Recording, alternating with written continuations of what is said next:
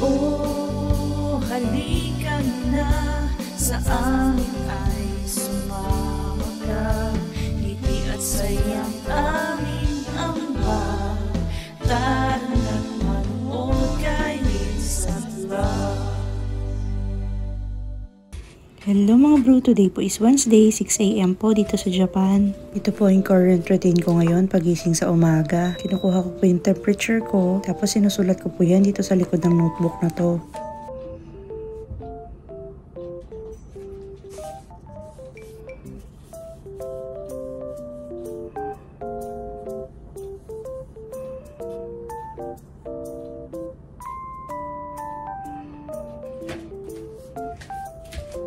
Habang mahimbing pang natutulog si Jack Jack, bababa muna ako para makapagsipilyo at makapaghilamos.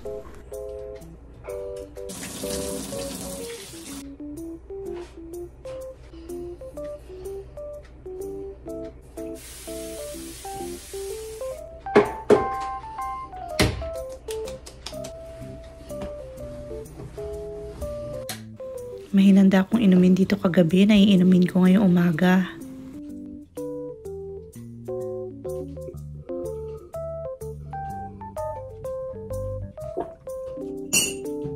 Bago umakyat, kunin ko na rin pala itong mga nilabhan kagabi.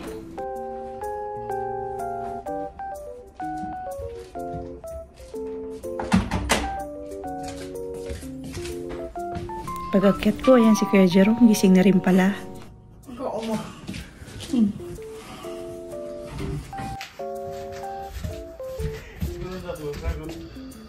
What are you doing? Oy, good morning, our baby! Good morning! Good morning, baby love love! Good morning!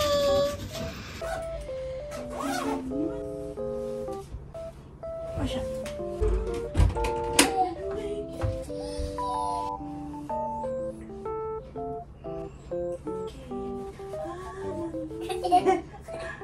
Lamig! Lamig!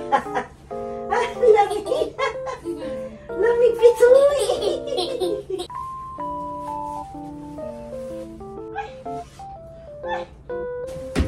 Masya! Masya! Suot mo tayo sa pagkabok.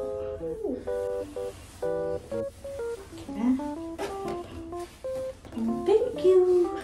Wow! Pugi na nga! Ay! Nagwiwi ka na, Ate Jackie. Nagwiwi na ikaw. Asus. Natulak siya ni ate. Wow, ang ganda na ng sikat ng araw sa labas, malab. Nakaka-glow ng skin. Tapos orange pa yung suot ni Jack Jack. Hi mga tita bro. Hi. Mag-iimbento ako today ng wheat bread. Homemade wheat bread. Bumili ako nito online. Yung mga base bread na para siyang tasty. Ayan. Base bread, diba? Marami to. 16 pieces ata ito. And gusto kong mag-big shout out today sa isa kong sisteret dito sa YouTube. Ay syempre, friend ko na din po sa totoong buhay. Kasi nag-meet na kami doon sa Tokyo. Nagpadala kasi siya ng pera sa akin. Hindi ko na isa-shout out yung pangalan niya. Pero kilala niya kung sino siya. Kasi nagpadala siya ng pera sa akin. So yung sinend niyang money sa akin, binili ko po ng yung mga tinapay. Pero medyo mahal kasi to. Kaya today gusto kong mag-imbento ng homemade na whole wheat bread. Nagpabili na ako kay Papa kagabi ng itong harina.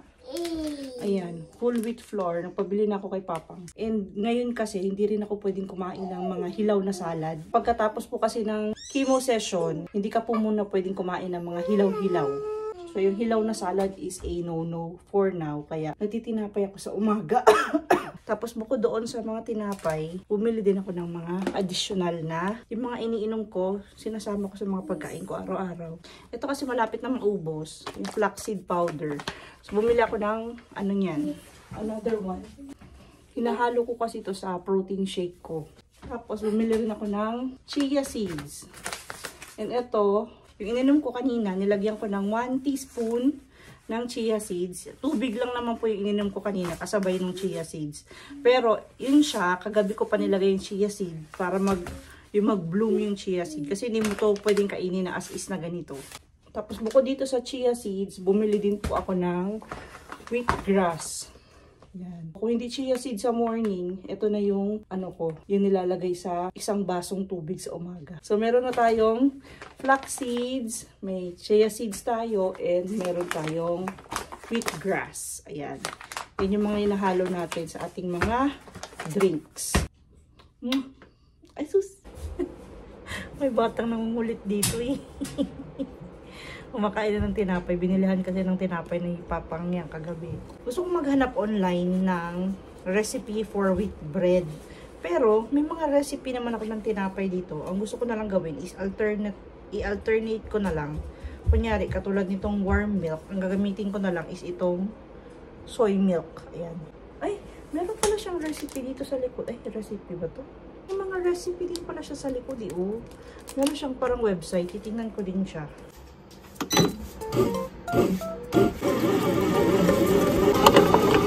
Alisahin na natin. Ang harot eh, oh. Nagsikain na ng mga tinapay. Gawa tayo ng quick ulam for breakfast. Tortang dilis to mga bro. Yung ginamit kong harina dyan, whole wheat flour din. Tapos gawa rin ako ng homemade tuna spread. Madali lang tong recipe na to. Nakita ko lang dito sa YouTube. Para ka lang gumagawa ng tuna pie. Olive oil, sibuyas, tuna in can, salt and pepper. Lalagyan ko na rin ng vetchin tsaka mayonnaise. Ito yung palaman doon sa tuna pie. Taste test yung tuna ko. Sakto na yung alat.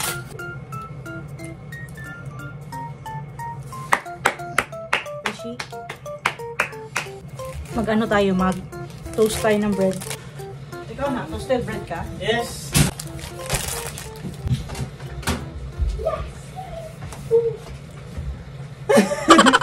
We have our homemade tuna spread. Sarap yan! Si Jack, sabawan ko siya ng adobong, ang tawag nito? Yung green peas.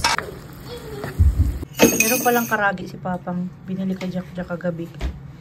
Yan na yung ating tortang dilis, yung ating tuna na palaman, tsaka yung mga toasted bread natin. Yan kay Jack tsaka nun. Kay Jake, kain na kuya Jake. Nakain ko na, busog ko na. Busog ka na? Sa bagay, kumain ka na kasi yung tinapay. Or sinak.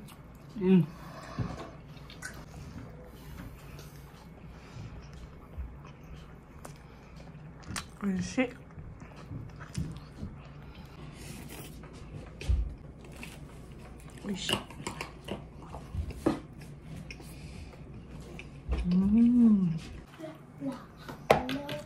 Hindi naman nakalagay sa plato yung chicken. Ayaw niyo mo plato.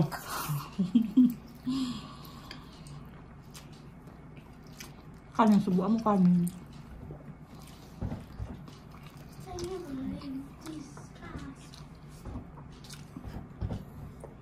Ayaw.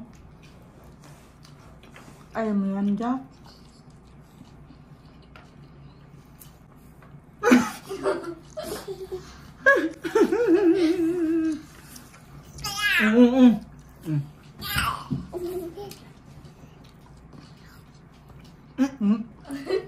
Chicken lang daw sa kanya, chicken lang. Nani yattoro, Jack? Ay, mizu. Right-handed kaya to? Right-handed to mo? Siguro. Or left. Left ba si Papa? Left si Papa. So, Jake left. Right si Jake. Left si Jake mo eh? Jake, どっちの方が書きやすい？右、左。書く？書きやすい。右でしょ？ここ。右？うん。飛ぶ時は、にゃ、リと、上手じゃないんだけど、ここに来ると、この子に来る。何言っとる？これやるんだけど、あれ。やってNo, た。 tapos na. Finish na yan, finish. No. Ano din Nani? Ay. Ay, naliit-liit pa. Gusto ko rin po palang i-shout out today si Ate Cindy. May-ari po siya ng Uncle Nick's na sari-sari store. Located po sa Nisho, dito rin sa iChicken. Baka malapit po kayo sa tindahan nila. Ilalagay ko po yung link ng Filipino store nila sa description box natin. Nasa Nisho, iChicken po sila. And soon to open din yung kanilang lechong belly and lechong manok. Ayan, magkakaroon din ng separate na tindahan si ate. Para naman sa mga lechon manok and lechon belly. So, yung mga nag-order sa akin, pwede din po kayo mag-order sa kanya. And super big shout out kasi nag-order ako sa kanya last time na mga Filipino foods and hindi na nga kami makalabas kasi ng bahay. Hinatid talaga dito ni Ate Cindy. Tapos, meron pa siyang ayan o, pa freebie na mga tuyo. Ito, danggit at ang tawag dito. Hindi ako nagkakamali, danggit po ba yung tawag dito? Hindi ko po kasi alam. Ayan, tapos meron pa siyang ganito. Yan. Ate Cindy, arigato. Ito yung favorite ko to, oh. Ang sarap nito. Yan. So, meron din 2 pirasong ganito. Super thank you, Ate Cindy. Super na-appreciate ko yan sila, Ate Cindy. Parang ano yan siya ni Ate Anan, yung kapatid ni Papang. Parang close friend niya talaga yan si Ate Cindy. But anyways, nagbasa pala ako ng parang ilang oras ipapaalasayang whole wheat bread. Medyo matagal palang paalasahin ng whole wheat bread. Hindi na rin ako magluluto mamaya for dinner kasi kagabi, meron pa akong nilutong ano dito. Gata for Papang. Ayan, ginataang kalabasa yan. May talong, may okra. At saka yung pritong isda. Yung ano niya. Yung sarap na sarap si Papang. Hindi ko alam kung binaon niya rin ito today. Pero ito may natira pa. Lalagay ko na lang sa ref para... Kasi baka mamaya mapanis. Kasi hindi na masyadong malamig. So lalagay ko na lang to sa ref para mamaya yan na lang din yung ulam niya. Tapos ito mamaya, pwede pa to kay Kuya Jerome. Sarap to. Adobong yung green peas. Inadobo ko.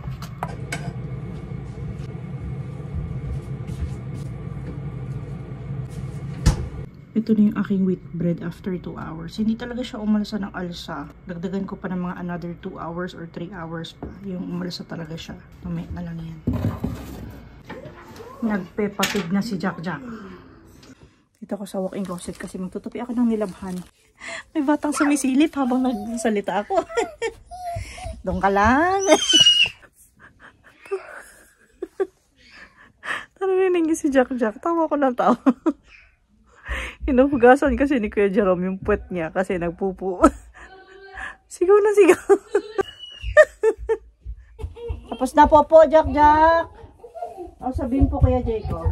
Okay. Buti na lang talaga spring vacation ng mga bata. Katulad dito, natutulungan ako ni Kuya Jake.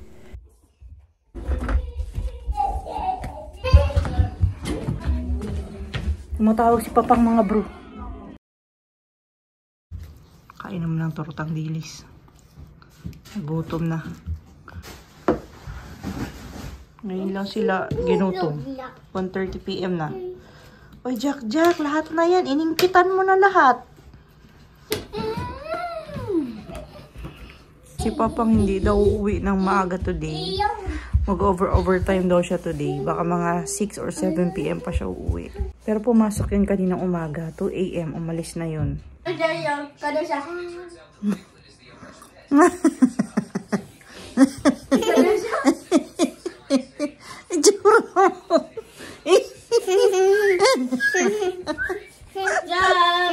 Last one.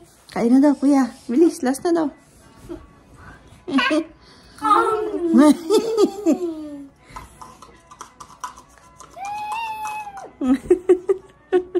Bilis na lang.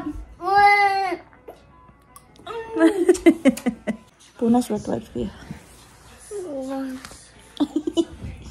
Ay, si. Naglinis sa kwarto niya. Ang daming basura, oh. Nak, pwede pa man yung mga lagayan ng basurahan na. Huwag mo itapon. Ako, hindi pa ako gutom. Gawa lang ako ng green juice. Itong ano natin, wheatgrass. Water. 1 teaspoon ng wheatgrass. Kala ko ba nak-diet ka? Diet nga ako. Ba't ang daming rice? It's for muscle. It's for muscle. This is protein too. This is protein? Oh!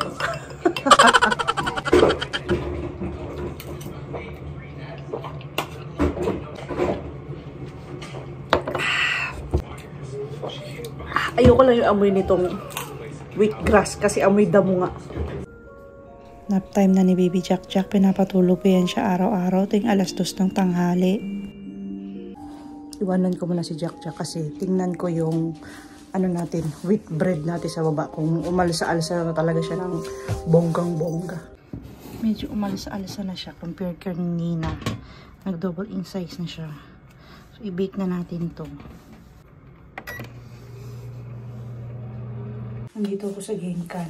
Ang ganda ng sikat ng araw sa labas. Mag-walking sana ako kaso lang. Sa mga susunod na araw na lang siguro. Kapag fully energized na talaga ako. Yung gusto kong kumain ng ramen doon sa favorite na ramen niyasang namin. Kasi yun lang talaga nagpapa-energize sa akin ba. Kahit before, pag sumasakit yung ulo ko, galing akong menstruation. Ang sarap talaga humigop ng sabaw nun. Tapos na-energize talaga ako. Kaso nga lang, di ba? Hindi na kami pwede lumabas-labas ng bahay. Pero pwede naman siguro kumain sa labas. Kasi pagdating namin doon, kakain lang naman kami. Pagkatapos, uwi naman kami kaagad. Ito timing lang siguro namin na kaka-open pa lang nila. So wala pa masyadong maraming tao. Baka bukas, sabihin ko kay Papang, punta kami doon. Kasi gusto ko talagang humigop ng ramen na yun. Pupo ka? Yung kilay ko, hindi ko na shinavan.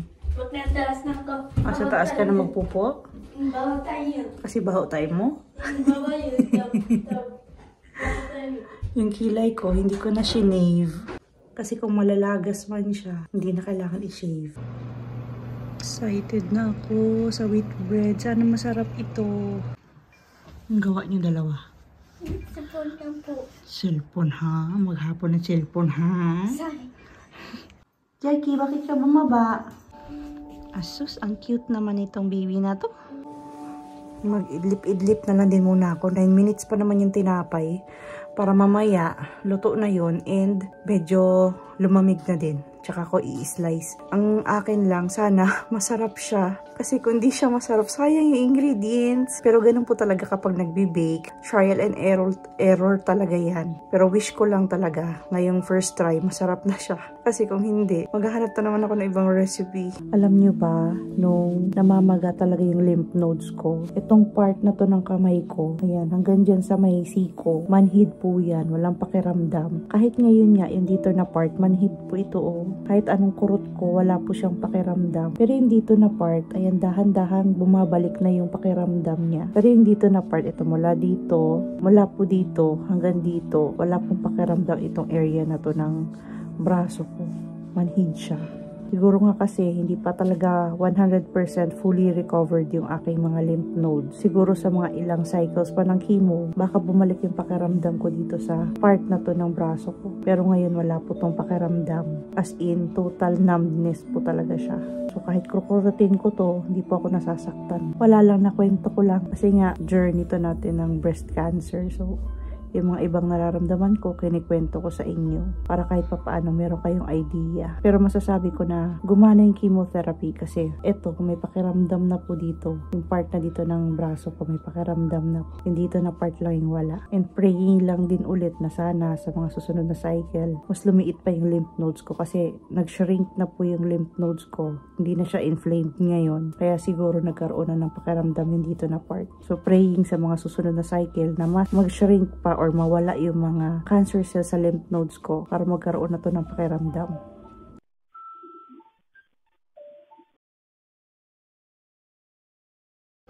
Nagising na ang baby. Nasa lumabas ng beranda. Asus, ganda gising ah. Ganda gising ah. Asus. Sarado niya pa yung sliding. Asus, very good naman. Very good naman kayo, Jake. Isarado niya daw yung net. No, na yan. Iyo. Okay na, isarado. Nice day. Oh, nice day, ne. Good way. I-thank you, ne. Isarado niya daw talaga yung screen. Ay, sus, good job naman. Good job naman ng baby. Ngayon lang ulit nakalabas dito sa balkonahe dito sa taas. Kami nagsasampay kasi. Sinuutan ko ng sombrero si Jack Jack. Kasi medyo malamig yung hampas ng hangin. Pero maganda yung weather today. I-thank you, ne. Madumi pa masyado dito. Naglinis ito si Papa, di ba? Nung nuts, no? Si Papa na. Soji, no? Pero ngayon, wala na kasi ditong lumalabas kasi nga winter. Kaya yan dirty. Tsura mo kaya, Jake. Suot yan sa head kayo malamig. Bawal tayo masipon. Okay. Si Jack. I smell barbecue. Ay, may nag-barbecue. Bukas kain tayo ramen bukas. 28日? Ashta. Yeah, baby. Jack, Jack. Asus, cute naman yan. Ito na yung ating whole wheat bread. Hindi siya ganun kalambot. Pero yung amoy niya, amoy base bread din siya. Same sila ng amoy. And ito, nilagyan ko to ng flaxseed powder. Hindi siya ganun kalambot. Pero tikman natin. Gawa lang ako ng protein shake ko. Gawa lang tayo ng protein shake. Soy milk, 150. Lagyan ko ng ice. 2 tablespoons ng ating protein powder.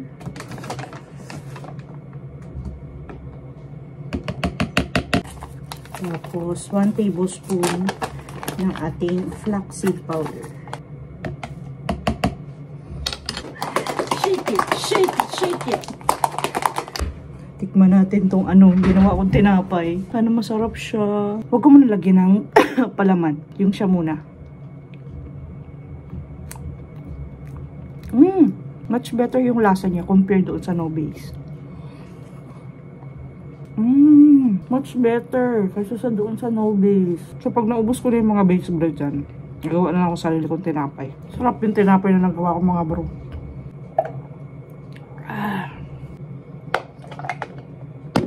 Okay, hanggang dito na lang po. Again, maraming salamat po sa panonood at sa pagtambay sa channel namin. Kung bago ka lang po sa channel namin, please do like, comment, and subscribe. And always remember, whatever you are, be a good one. Bye-bye for now and see you again on our next one. Bye! Sa next vlog po ulit. Kain tayo ng ramen, mga bro, sa next vlog. Bye!